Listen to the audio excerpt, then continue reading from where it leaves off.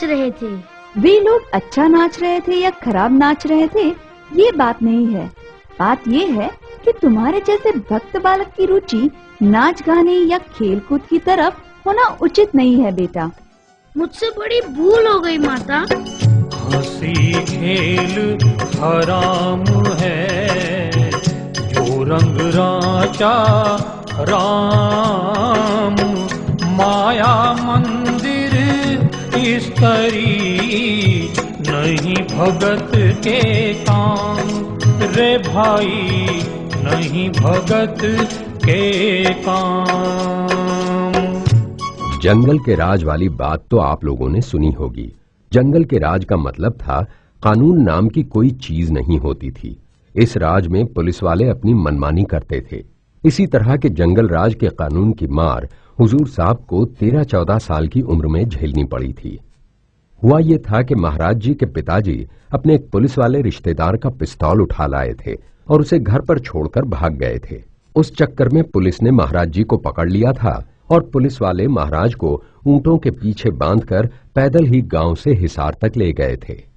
इस विपत्ति की घड़ी में महाराज जी ने ईश्वर का ही सहारा लिया और राम का नाम लेते हुए हिसार पहुंचे थे। हिसार पहुंचने पर बड़े अधिकारी ने बालक ताराचंद को देखकर अपने माताहतों को डांटते हुए कहा, अरे मूर्खों, इस बालक को क्यों ले आए? इसी के बाप ने वो पिस्तौल उठाया था हुजूर। अरे तो बाप को लाना था ना, इसे क्यों ले आए? जाओ इसे छोड़ाओ और इसके बाप को ढूंढ कर लाओ। इस तरह राम के नाम ने ही उस मुसीबत की घड़ी में महाराज जी का साथ दिया। सतनाम सबसे बड़ा, पांचों में सरदार, ताराचंद सिमरन करे, बेड़ा हो जा पार, ओ भैया बेड़ा हो जा पार। हुजूर ताराचंद जी महाराज का बचपन व लड़कपन बड़े ही कष्टों व अभावों में गुजरा। पहनने के लिए अच्छे कपड़े न होने के कारण गांव के लोग हुजूर साहब को सत्संगों व बैठकों में अपने साथ बैठाने से कतराते थे। परंतु पहुंचे हुए संतों की नजरों ने कीचड़ में खिलने वाले इस कमल को पहचान लिया था। बाबा श्याम सुंदर दास जी ने हुजूर महाराज जी को पहली बार देखते ही कहा था, ये लड़का अपने समय का परम संत है। बहुत बड़े बड़े आदमी इसकी शरण में आएंगे। अपने मुल्क में ही नहीं दूसरे मुल्कों में भी जाकर ये सतनाम का डंका बजाएगा। हालांकि ये बात बालक हुजूर साहब ने भी सुनी, मगर उन्होंने इस पर गहराई से ध्यान नहीं दिया और अपनी गायों को लेकर खेतों की तरफ चल दिए। अभावों के दिनों की एक घटना ने महाराज जी के दिल पर बहुत गहरा असर किया था। हुजूर साहब स्वयं तो सूखी रोटी पानी के साथ घूंट घूंट कर खा लेते थे, परंतु अपने पिताजी के लिए वो कहीं न कहीं से छाछ का बंदोबस्त अवश्य करते थे। मगर एक दिन इनकी हालत देखकर इनकी पड़ोसन ने इन्हें छाछ का एक कतरा भी नहीं दिया और सारी छाछ एक औरत को दे दी। यही नहीं, उस पड़ोसन ने महाराज की बांह पकड़कर वहां से भगा दिया। इस घटना को महाराज जी आजीवन नहीं भूल पाए और बाद में उन्होंने अपनी इस व्यथा को इस तरह एक दोहे के रूप में व्यक्त किया।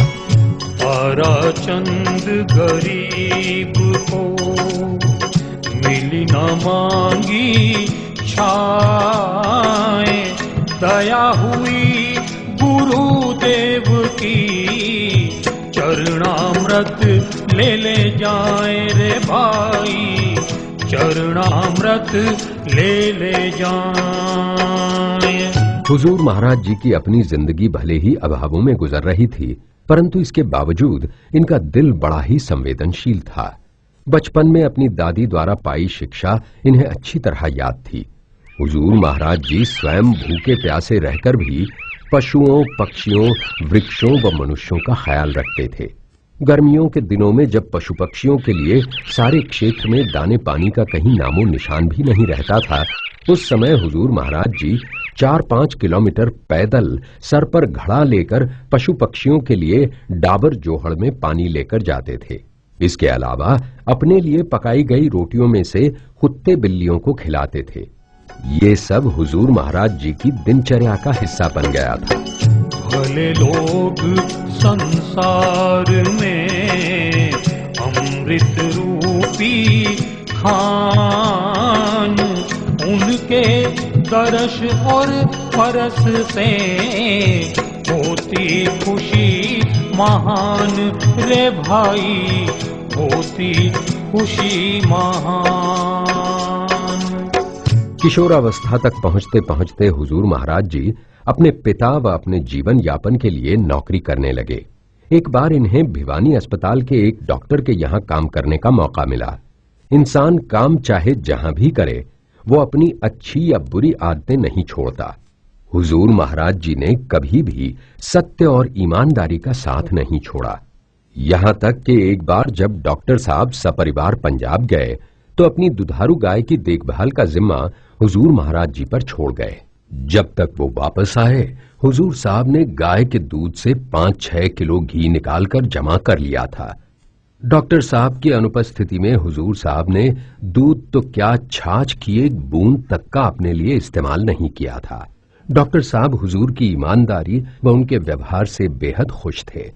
महाराज जी का भी यहाँ काम में मन लगा हुआ था, परंतु एक दिन डॉक्टर साहब के यहाँ पार्टी में मांस बनने के कारण महाराज जी ने यहाँ की नौकरी छोड़ दी।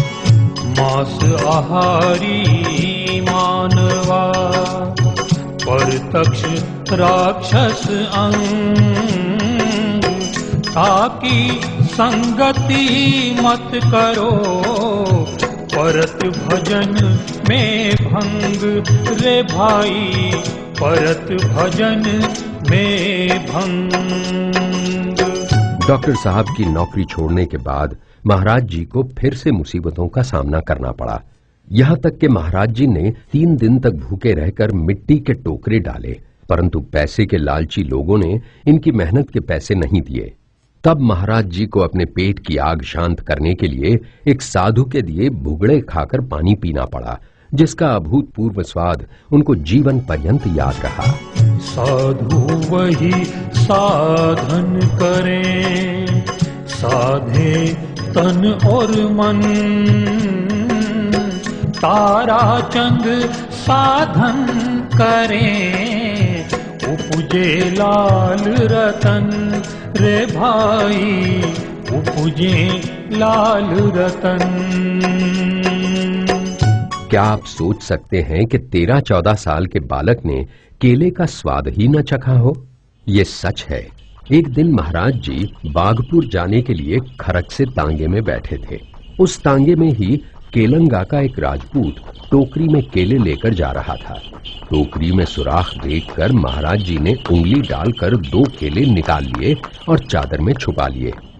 महाराज जी की ये पहली चोरी थी।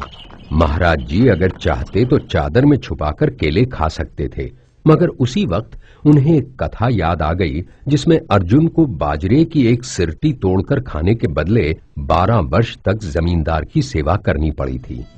महाराज जी ने उसी वक्त वो दोनों केले उस आदमी को वापस कर दिए और जिंदगी में कभी भी चोरी न करने की कसम खाई।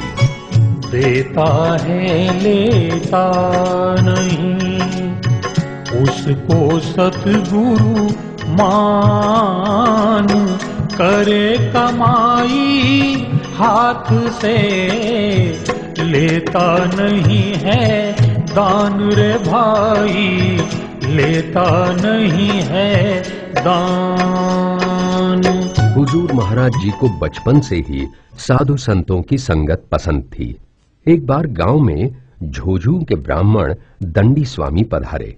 महाराज जी की इच्छा उनको भोजन कराने की हुई तो वो साधु के पास गए। महाराज, मैं आपको भोजन कराना चाहता हूँ।